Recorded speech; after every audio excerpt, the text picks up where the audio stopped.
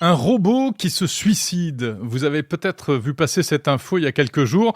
En Corée du Sud, un robot se serait suicidé. En tout cas, c'est comme ça que ça a été présenté dans pas mal d'articles de presse.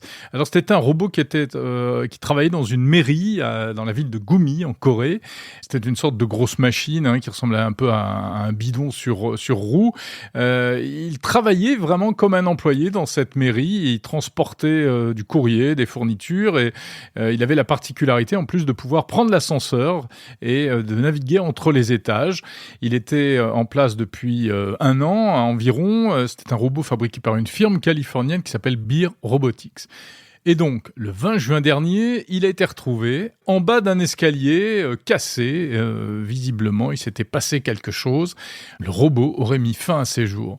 En tout cas, c'est comme ça que ça a été présenté dans la presse et sur les réseaux sociaux en Corée, où l'affaire, visiblement, a fait beaucoup de bruit. Parce que c'est vrai que dans ce pays, comme au Japon, et puis comme en Chine aussi, de plus en plus, il y a énormément de robots. Il paraît qu'en Corée, il y aurait un robot pour 10 employés dans les entreprises. Donc, c'est pas quelque chose de totalement insolite, le fait d'être avec des robots au travail. Et du coup, s'il se passe une histoire comme ça, eh bien oui, ça peut faire la une des journaux. Alors ça a été repris du coup par l'agence France Presse et ensuite par les médias occidentaux et notamment pas mal de sites d'information français. Et à chaque fois, sous l'angle du suicide supposé, même si c'était avec des points d'interrogation et parfois même du second degré. Alors que s'est-il passé exactement ? Eh bien, l'un des employés témoigne du fait qu'il avait vu le robot avoir un comportement bizarre. Il était en haut de l'escalier, paraît-il, et tout d'un coup, il s'est mis à tourner sur lui-même et il s'est laissé tomber. Mais qu'est-ce qui est donc passé par la tête de ce robot ? Est-ce qu'il travaillait trop ? Est-ce qu'il était surmené ? Est-ce qu'il a fait un burn-out ? Puisqu'il paraît qu'il bossait tous les jours de 9h à 18h comme un employé normal. C'est toute la question. Et une enquête a même été ouverte pour en savoir plus. Bon, alors ce qu'il faut savoir, c'est que ce n'est pas la première fois qu'un robot tombe d'un escalier. Déjà en 2017, aux États-Unis, à Washington, dans un centre commercial, un robot de surveillance était tombé dans une fontaine. Lui, et ça avait fait, là encore, beaucoup de bruit dans les médias. Et on avait parlé de suicide potentiel. Un autre robot aussi, c'est celui de petit robot domestique d'Amazon, lancé en 2023, qui a été retrouvé, plusieurs exemplaires ont été retrouvés morts, entre guillemets, à chaque fois en bas d'un escalier. Tout comme un être humain dépressif pourrait être tenté de se jeter par la fenêtre, eh bien les robots, eux, ils se jettent dans les escaliers. Alors, évidemment, tout ça, c'est complètement bidon, car un robot ne se suicide pas. Il faut quand même raison garder et remettre un peu les choses à leur place. C'est très sympathique comme histoire, ça fait de jolis articles avec de beaux titres, mais ça n'a aucune réalité.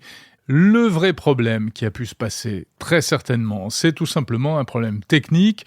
Peut-être, par exemple, un problème de capteur. On sait que ces robots qui roulent sont équipés de détecteurs qui, comme les aspirateurs robots, pour justement ne pas tomber dans les escaliers dès qu'il y a une marche. En fait, dès que le sol se dérobe, eh bien, ils font demi-tour ou ils s'arrêtent. Il y avait des jouets aussi comme ça. Moi, quand j'étais petit, des trains, des locomotives ou des camions automatiques qui, c'était assez formidable parce qu'on les mettait sur une table et quand ils arrivaient au bord de la table, eh bien, ils faisaient demi-tour et repartaient dans l'autre sens. Ça paraissait magique. Donc là, visiblement, c'est l'un de ces capteurs qui n'a pas dû fonctionner, ou bien peut-être un problème logiciel, même si ça paraît moins probable, parce qu'il n'y a pas d'usure sur le logiciel. Donc ça, c'est peut-être l'enquête qui le dira.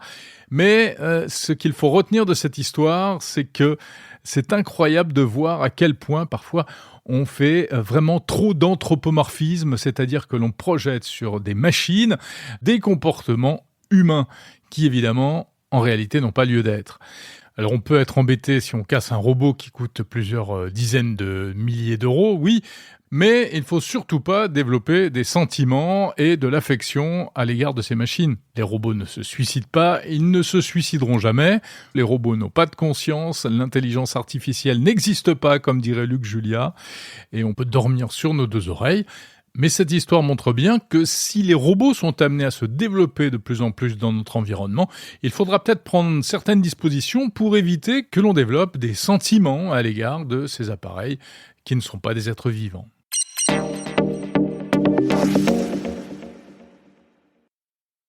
Comme des milliers d'auditeurs, vous avez apprécié cet épisode et vous souhaitez associer l'image de votre entreprise au podcast Monde Numérique, alors n'hésitez pas à nous contacter. Le podcast est un média idéal pour toucher une audience attentive, de qualité. Plusieurs formats sont possibles. Spot classique, message host-read ou encore contenu sponsorisé. Pour devenir partenaire de Monde Numérique, rendez-vous sur le site mondenumérique.info, rubrique Contact. On a certainement plein d'idées à partager.